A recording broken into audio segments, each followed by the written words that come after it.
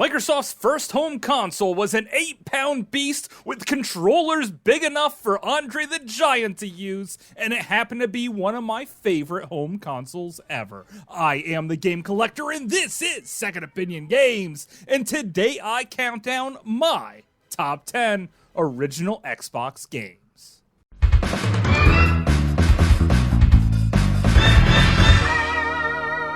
Second Opinion Games. Before I start this list, I think I could get the obvious one out of the way. Halo 2 and the original Halo were definitely my two favorite games for the system, so I don't really think I need to bring it up. Basically, I took those two and I pulled them out entirely. I used to have huge LAN parties where people would come from far and wide just to play, with up to 13 TVs in my living room, and girls would even show up.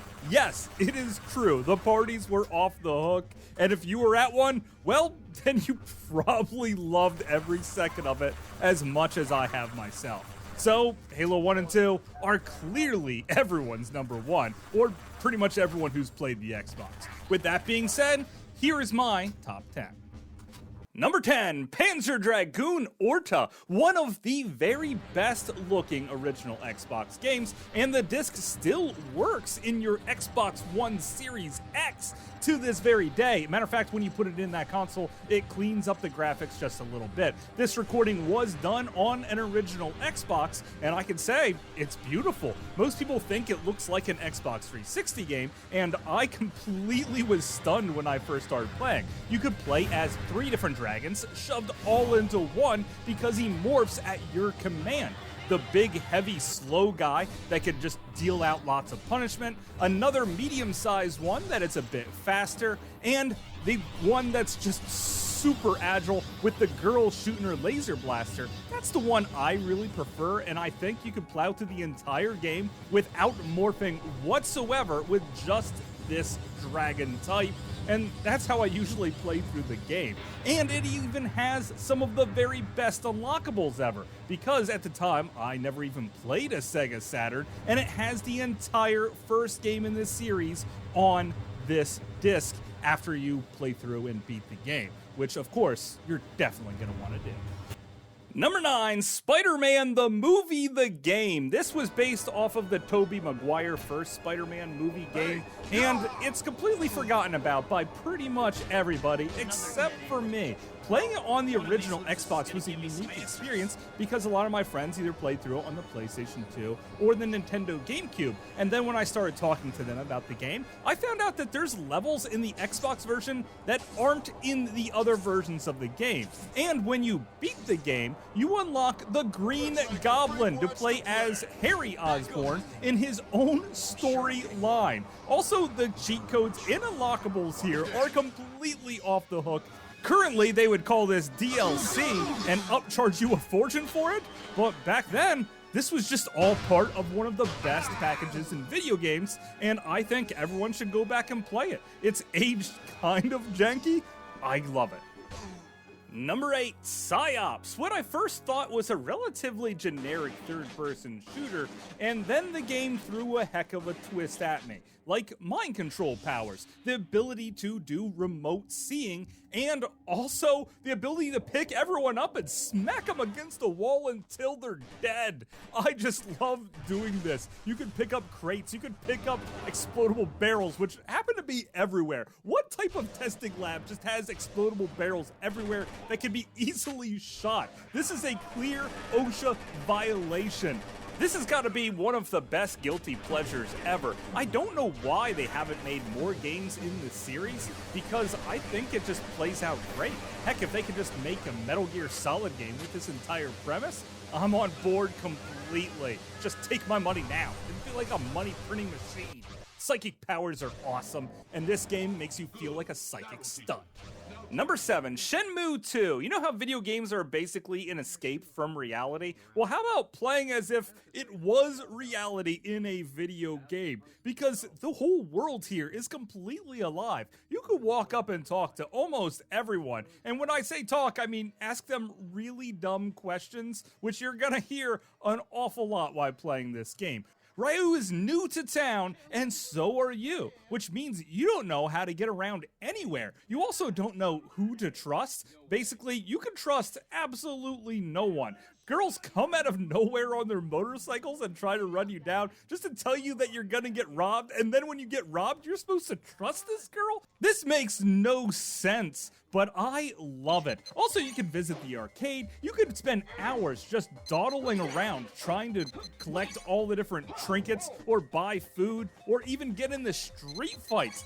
The QuickTime events here are just thrilling to watch how they play out, and even if you miss your mark once or twice, you don't go back to the very beginning like other games. Instead, it sort of adds into the gameplay experience itself. I completely love this game, and it's so much better than the first game in the series because you don't have to drive a forklift like it's your freaking job for 20 minutes every stinking hour.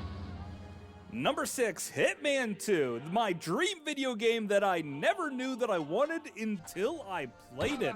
You play as Agent 47, a silent assassin sent to kill a whole lot of people. Now you can either go in guns blazing like a total psychopath, which is how everyone's first run of the game is, or you can go in and just kill that one target and get out completely undetected. This is a terrific game by every means because it offers a lot of variety in how you play through the game. And when you get to the second to the last level and you're given a sniper rifle with only 3 bullets to take out your target, and then a huge freaking plot twist happens that completely had my jaw drop to the floor because I didn't even know that they could do that in video games up to this point, well, I can tell you Hitman 2 will go down as one of my favorite video games for all times, at least for what it did to me psychologically. Nowadays, going back to it, it's a little janky, but if you could clear that very first level, it's a great game.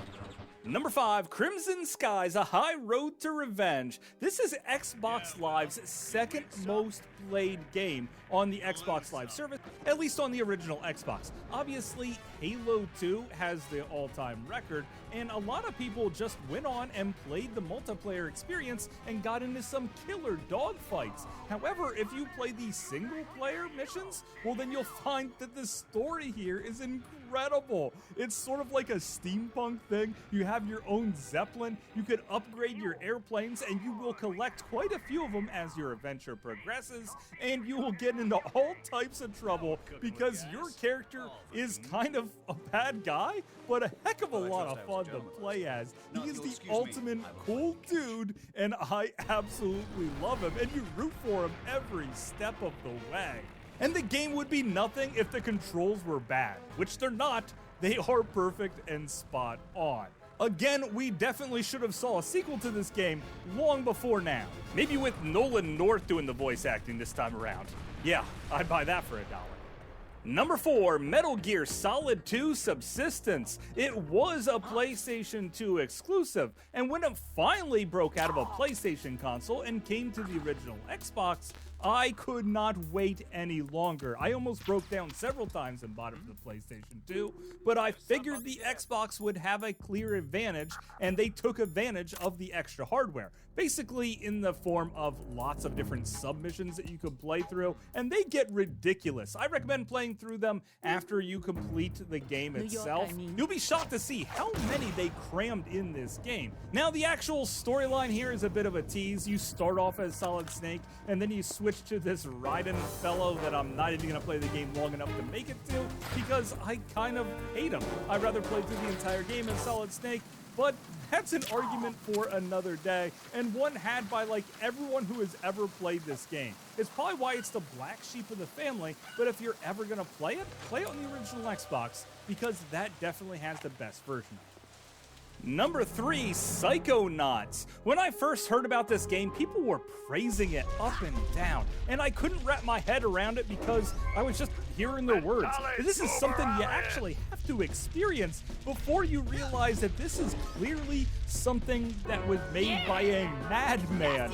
Because the game itself takes place in other people's brains, pretty much anything can happen. The world can warp and turn in distorting ways.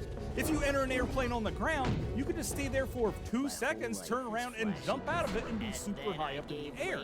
This type of gameplay just shouldn't be done. The way this game is constructed is unlike anything I have ever played, and its creepy atmosphere reminds me of like the Nightmare Before Christmas movie, not the video game itself, because that wasn't nearly as well made as this, and it takes advantage of the hardware itself and its limitations. You can't do realistic character models, so go with a really artistic sprite and then just work around that. This is a clear example of perfect platforming in a 3D environment, done even better than Mario himself. And the game's also freaking hilarious.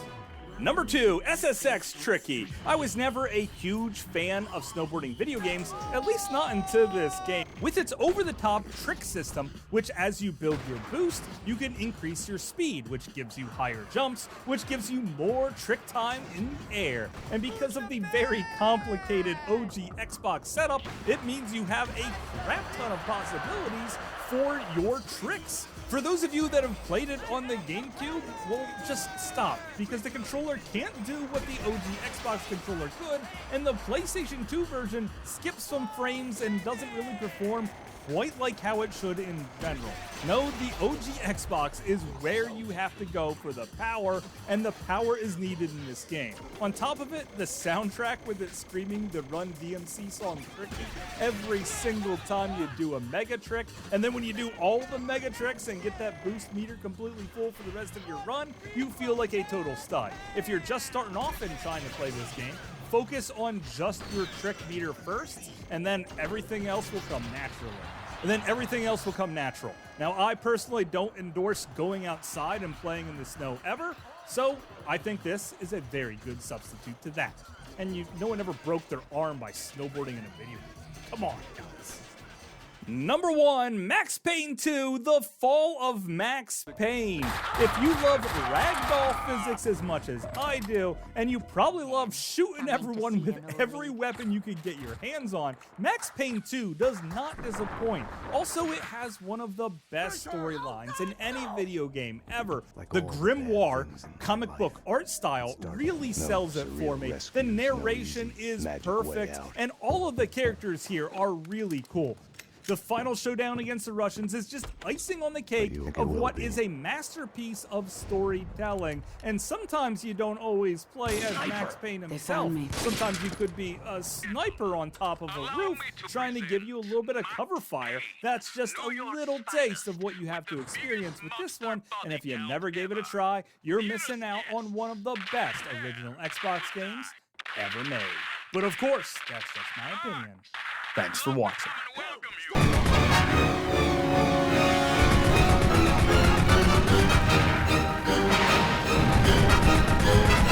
Another pilot at his wit's end.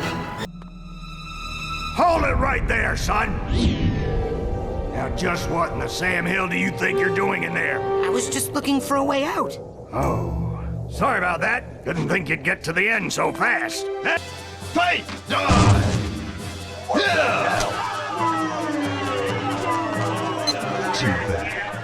Hopefully you guys enjoyed this video. I had a great time making it because the original Xbox is definitely one of my favorite game systems, and I haven't even scratched the surface of it, really. I showed a couple of hidden gems in the past, which I recommend checking out that video, but this one was really hard for me to put together. Honestly, I could make this list 10 times over and not come up with the same games, other than just like 3 or 4 of them in there, because depending on how recently I played each one, depends on how much I love it. I think I played through Max Payne 2 the most of any of these, so it had to be my number 1, other than Halo 2 itself, or maybe even Halo 1. So I want to hear in the comments what your favorite original Xbox game is, and also what OG Xbox game should have gotten a sequel but completely was forgotten about. Please let me know, and until later, I will see you again, guys.